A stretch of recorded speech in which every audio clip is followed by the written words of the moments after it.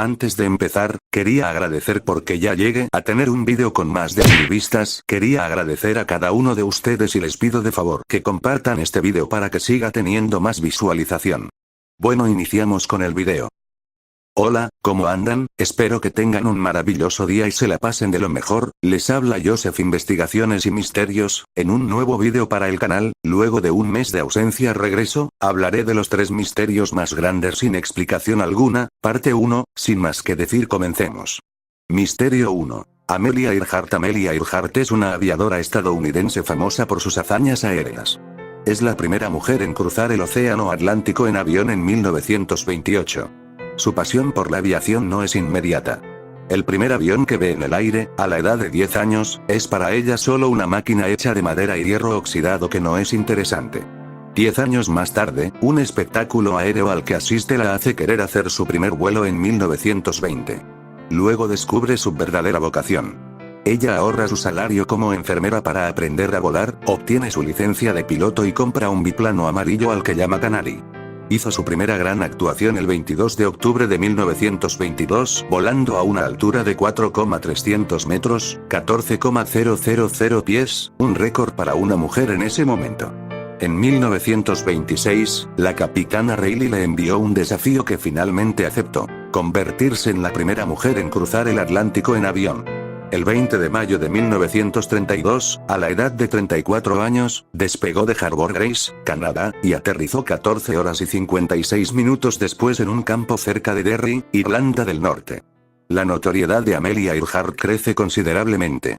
En 1932, se convirtió en la primera mujer en recibir la Cruz de Vuelo Distinguido y la Medalla de Oro de la National Geographic Society. Negándose a dormir en sus laureles, intenta ir más allá y multiplicar las hazañas.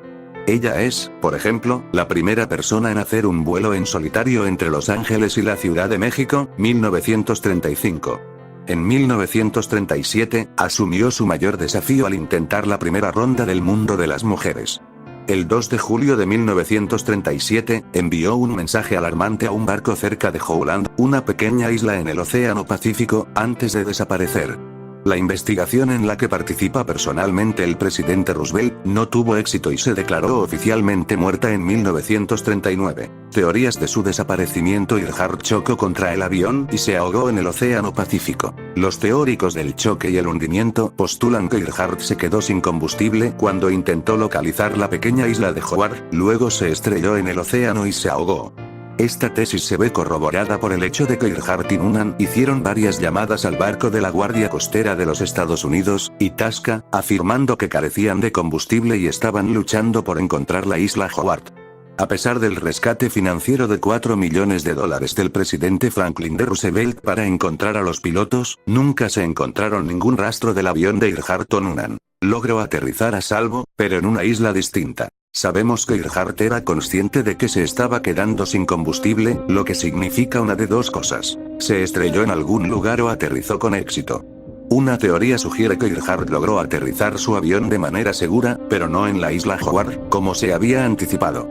El Grupo de Recuperación de Aeronaves Históricas Internacionales cree que Earhart finalmente aterrizó en la isla Gardner, una isla desierta cercana que ahora se llama Nikumaroro, cuando no pudo localizar a Howard, y luego murió como un náufrago.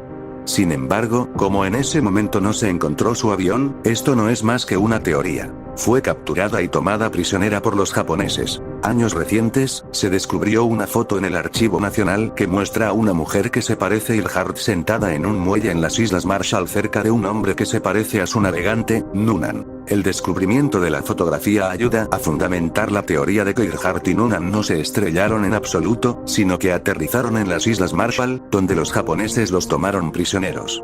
Un investigador retirado del gobierno, Les Kinney, dijo a NBC News que la foto indica claramente que los japoneses capturaron a Earhart, a pesar de la insistencia de las autoridades japonesas en que no tienen constancia de que Earhart haya estado bajo su custodia. Ella era una espía. Algunos alegan que Earhart fue más que un piloto audaz para convertirse en la primera mujer en volar por el mundo. Era una agente del gobierno.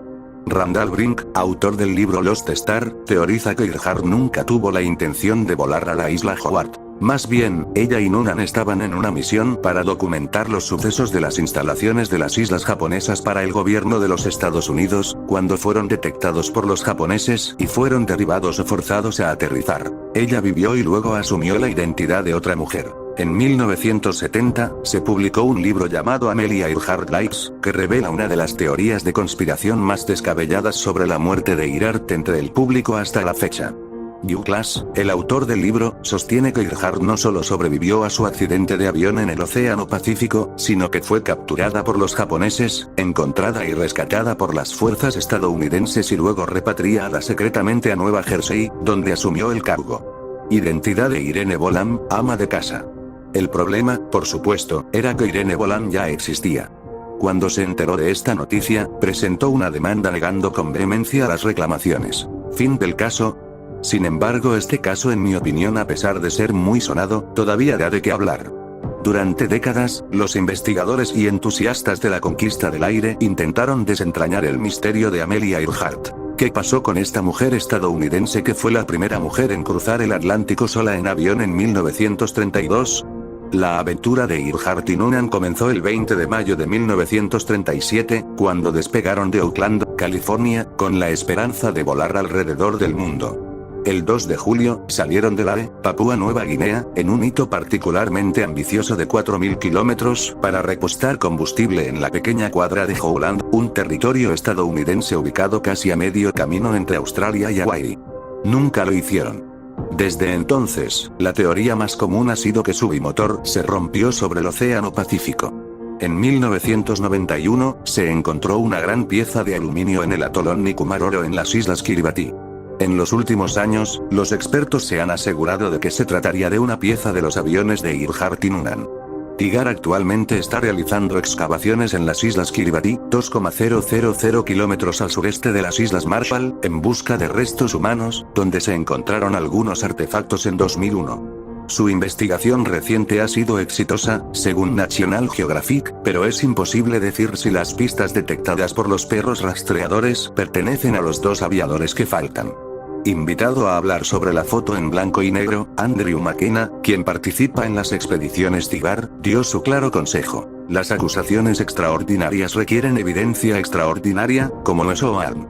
Misterio 2. D.B. Cooper. D.B. Cooper, también conocido como Dan Cooper, D.B. Cooper, es un seudónimo usado por un secuestrador que, el 24 de noviembre de 1971, después de recibir un rescate de $200,000, saltó por detrás. Un Boeing 727 sobrevolando la región noroeste del Pacífico de los Estados Unidos.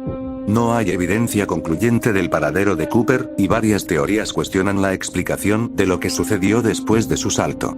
Las únicas pistas que se encontraron en el caso son ambiguas. Alrededor de $6,000, varados a orillas del río Columbia, y parte de un símbolo que se supone pertenece a la escalera trasera del avión desde el cual Cooper saltó.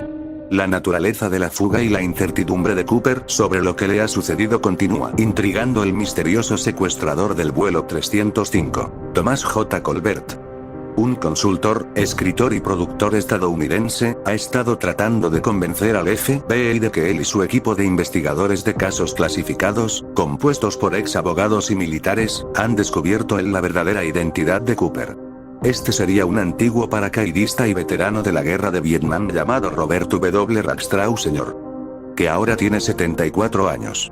Colbert es el coautor del libro The Last Master Outlaw, publicado en 2016, en el que presenta su primera evidencia contra Rackstraw. El temerario, quien quiera que sea, se convirtió en un héroe popular después de tomar el control el 24 de noviembre de 1971 de un vuelo de Northwest Orient Airlines que estaba haciendo la ruta Portland-Seattle. Cooper logró obtener un rescate de $200,000 antes de saltar del avión y desaparecer. El caso sigue sin resolverse oficialmente. El mito popular presenta a D.B. Cooper como un hombre romántico y muy talentoso. Pero en la historia de Colbert, el verdadero Cooper, Rackstraw, es un sociópata, un delincuente, un criminal condenado 4 veces y, para muchos, un asesino que escapó de una convicción. Hasta ahora, el FBI no parece tomar en serio el trabajo de Colbert. La oficina cerró el caso en 2016 sin resolverlo y no mostró signos de un renovado interés en la investigación. Hace unos meses, Colbert reveló su teoría de por qué los agentes están en silencio. El productor cree que el FBI no acusará a Rackstraw porque se convirtió en un valioso piloto de operaciones encubiertas para la CIA en la década de 1970. Las dos agencias estadounidenses, por supuesto, no hicieron comentarios sobre el cargo. Una serie de cartas enviadas a los medios de comunicación tras el rehén. La evidencia circunstancial más importante que Colbert afirma tener es una serie de códigos de ejército encriptados, que Rackstraw incorporó en 6 cartas a periódicos en 1971 y 1972. Colbert reveló recientemente que un miembro de su equipo, Rick Sherwood, un antiguo descifrador de códigos de la Agencia de Seguridad del Ejército de Estados Unidos, había descubierto un cifrado obvio en una carta escrita a máquina enviada el 11 de diciembre de 1971 al New York Times, al Los Angeles Times, al Washington Post y al Seattle Times. De hecho, los periódicos han recibido una serie de cartas, supuestamente de Cooper, en los meses y años posteriores al secuestro del avión. La mayoría de las cartas se consideraron engaños, pero la carta del 11 de diciembre entusiasmó a los investigadores del FBI en ese momento porque reveló detalles clave sobre el secuestro de la aeronave que no se había procesado. Pública. También incluía una serie de números aparentemente aleatorios, que el FBI nunca logró entender. Eso se debe a que los oficiales en la oficina no sabían lo que estaban buscando, dijo Sherwood a The Oregonian en enero. Mientras tanto, el experimentado analista sabía lo que estaba buscando. Acercó el mensaje a Rackstraw, su sospechoso, y sabiendo que Rackstraw había recibido la misma formación básica en criptología del ejército que él mismo. Carta de confesión de Rackstraw. Colbert ha recibido otra carta mecanografiada a través de la Ley de Libertad de Información. Este último fue enviado en marzo de 1972 desde Jacksonville, Florida, a The Oregonian, quien lo confió al FBI. Sherwood dice que el código en este es solo una técnica para convertir letras en números y luego volver a letras. Señala que el autor había repetido palabras y frases clave en el mensaje. Sabía que allí era donde el autor tenía mensajes ocultos, dice. Pronto, descubrió que Cooper, en lenguaje codificado, se identificó a sí mismo. Colbert llamó a esto la confesión de Rackstraw. Con estas cartas en la mano, Colbert ahora está convencido de que no solo tiene evidencias incuestionables de que Rackstraw es el secuestrador, sino también la evidencia de que el ex paracaidista realmente lo reconoció. Por supuesto, el FBI aún no ha llegado a su propia conclusión. Mientras tanto, se espera que el debate sobre el caso de D.B. Cooper continúe. El sudario de Turín. La sábana santa de Turín, o sábana santa de Turín, es una sábana de lino amarillenta de 4,42 metros de largo y 1,13 metros de ancho que muestra la imagen borrosa, anverso y reverso, de un hombre con huellas de lesiones consistentes con la crucifixión. La representación que representa ciertos detalles de la crucifixión de Jesús de Nazaret, descrita en los evangelios canónicos, es el objeto de la piedad popular y es considerada por la Iglesia Católica como un icono. Algunos creyentes lo adoran como una reliquia insignificante, el sudario. La sábana santa y la Iglesia. Contrariamente a lo que muchas personas asumen erróneamente, la Iglesia nunca autenticó este pedazo de tela como el sudario que envolvió a Cristo después de su muerte. Siempre ha sido muy reservada en cuanto a su autenticidad. Es por esta razón que siempre lo ha considerado una reliquia sagrada, como una estatua, un lugar o un edificio. Esta cubierta es solo un objeto de veneración representativo de la religión cristiana. Estudios científicos. Es en 1898 que un fotógrafo italiano toma el primer disparo del sudario. Luego descubre con asombro una imagen mucho más visible en los negativos que en las fotografías. Esto demostró que el sudario ya era un tipo de negativo como tal, y no una pintura de la Edad Media como se evoca a menudo. En 1978, el primer estudio científico fue realizado por 20 investigadores estadounidenses de Sturp reconocidos por el Vaticano. Hacen análisis de objetos y toman muestras de superficie. Las conclusiones de estos estudios han mostrado dos cosas esenciales. La pintura no causa la formación de la imagen en el tejido. Es un proceso de deshidratación en la estructura del lino que lo altera y le da un aspecto más oscuro a la imagen del cuerpo. El análisis de la densidad de color de la cara permitió observar una formación de la imagen de naturaleza tridimensional, que excluye una pintura de nuevo, pero aunque se formó de forma natural. Por otro lado, no explica y no demuestra cómo la imagen podría transponerse en el tejido. En 1988 se puso en marcha un nuevo estudio hasta la fecha, la sábana santa. 3 universidades, Arizona, Oxford y Zurich, son responsables de examinar pequeñas muestras de tejido y de fecharlas. Las 3 universidades están controladas por 3 organizaciones independientes, de modo que nada se deja al azar y todo se hace correctamente. Esta fecha fue realizada por el sistema Carbon 14. Los resultados caen en octubre y dan una fecha evaluada entre 1260 y 1390 con un 95% de certeza. Este enigma ha sido una bomba para todos los partidarios de la autenticidad del sudario, porque para la mayoría de la opinión pública, confirma que el sudario es una impostura. La Iglesia, que nunca lo ha reconocido, lo ve como un icono y una obra de arte representativa de la creencia cristiana. Sin embargo, muchas maneras se comparan con esta fecha argumentando, en particular, que las muestras eran demasiado débiles para realizar un trabajo objetivo. Otros creen que la naturaleza del polen que se encuentra en el sudario tiende a confirmar que el tejido contiene una mayoría de gérmenes que se encuentran principalmente en el área de Jerusalén. Finalmente, otros se movilizaron explicando que el sudario podría tener entre 1300 y 3000 años, basado en una concentración de vainillina. En resumen, todo el pequeño mundo de la ciencia prepara el bollo alineando las tesis y contra las tesis. Para que el misterio permanezca completo, vea más opaco para el hombre común. En cuanto a la Iglesia, ella se pone de pie y se niega categóricamente a permitir una nueva experiencia. No por temor a lo que podría descubrirse, sino por respeto a este tejido que se está degradando con el tiempo. Además, incluso con las mayores precauciones y los estrictos protocolos científicos, ella cree que siempre habrá escépticos. Una cosa que sigue siendo común a todos los pros y la autenticidad es que el fenómeno que permitió que esta imagen se reprodujera en la cubierta sigue siendo un enigma. Incluso si hubiera sido un gran truco de la Edad Media, no hubiera sido posible con las técnicas de la época. La imagen de la sábana santa. Es realmente en la década de 2000 que varios investigadores han estudiado el caso. No explican la evidencia funcional para respaldar, pero ofrecen varias posibilidades o suposiciones de entrenamiento corporal en la cubierta. Una posibilidad natural después de los aceites utilizados para el embalsamamiento del cuerpo que dorarían la tela con la descomposición del cadáver. También se habla de radiación solar, que habría tenido los mismos efectos o vapores de amoníaco. Dicho esto, todas estas teorías son virtualmente imposibles de verificar, porque llevaría meses, incluso años, para realizar pruebas. Una fabricación humana voluntaria a través de un sistema de bajo relieve. Se aplica un tinte a la cara en la que se coloca un paño húmedo. El resultado revela una imagen en la tela que no tiene rastro de pinceladas y que, extrañamente, se considera como una especie de negativo. Se han propuesto otras hipótesis más complejas, pero que son muy difíciles de alcanzar en la Edad Media. Leonardo da Vinci. Desde 1994, esta posibilidad ha sido ampliamente difundida. Da Vinci habría usado un compromiso entre el sistema de bajo relieve y la fotografía usando su propia cara. Es cierto que hay una cierta semejanza entre Da Vinci y la imagen del sudario, pero esta hipótesis no es aceptada por los científicos, que ven en esta teoría solo un gran golpe mediático. En el transcurso de la década de 2000, la datación de 1988 fue refutada por un par de estadounidenses, basándose en la muestra tomada desde la parte inferior de la cubierta. Examinándolo de cerca, plantearon la hipótesis de que la muestra tenía rastros de algodones de la restauración de la reliquia en el siglo XVI.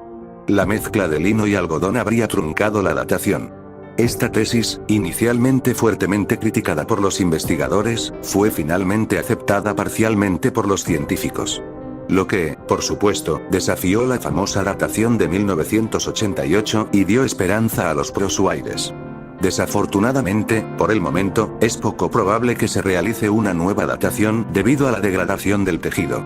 Además, principalmente debe tomar una muestra en el centro de la cubierta, donde hay rastros de quemaduras. Lo que por supuesto está fuera de discusión para la Iglesia. Así que el misterio permanece casi completo. ¿Es esto sudario de Cristo? No hay evidencia formal para apoyar esto. Sin embargo, se puede decir que el hombre que estaba envuelto en este sudario fue efectivamente crucificado. Los romanos habían usado este sistema de tortura hasta la década de 300 DC. También los rastros que parecen negativos en el sudario parecen ser de sangre, como resultado de una crucifixión. Un investigador estadounidense ha aportado pruebas científicas. Por supuesto, eso no significa que sea el Mesías. Además, las teorías afirman que Cristo no habría muerto en la cruz. Pero esta es una historia que podemos estar viendo algún día. Entonces, ¿cómo puede ser este sudario de Jesús, si la datación lo hubiera localizado entre 1260 y 1390? Y, sobre todo, ¿cómo cruzó los siglos de incógnito hasta 1357, cuando reaparece en Lirey? En primer lugar, los escritos siguen siendo muy raros antes del año 1000, por lo que es muy difícil seguir el rastro de la sábana santa. Entonces, parece que dos cosas están tratando de mostrar que estas cosas son más antiguas que las citas.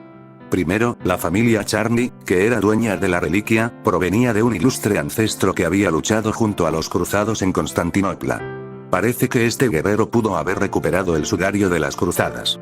Pero no queda ningún escrito formal ni pruebas. En segundo lugar, un grabado del siglo VIII encontrado en una iglesia húngara parece mostrar que la tela ya se había notado en ese momento. Esto, por supuesto, sigue siendo un supuesto, pero relativamente creíble. ¿Engaño o verdadero? Es poco probable que esta cubierta sea un engaño. Los resultados de los análisis científicos indican que la imagen no ha sido pintada y que ciertamente resulta de la envoltura de un cuerpo. Además, las manchas en las manos y en la cabeza parecen provenir de heridas causadas por una crucifixión.